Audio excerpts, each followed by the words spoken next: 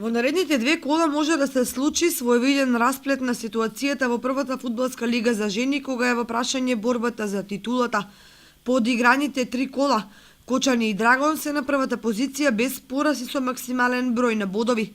Во четвртото коло Кочани ја пречекува екипата на младости НИНС, а Драгон има тешко гостување во Битола против тимот на Конзули Юнајтед, кој во претходното коло ги победи Оризарки на нивни терен.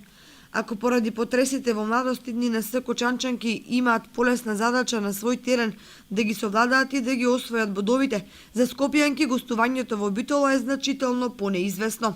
Конзули Юнајтед во Оризари покажаа дека се силна екипа која може да победи секого. На свој терен сигурно се и посилни.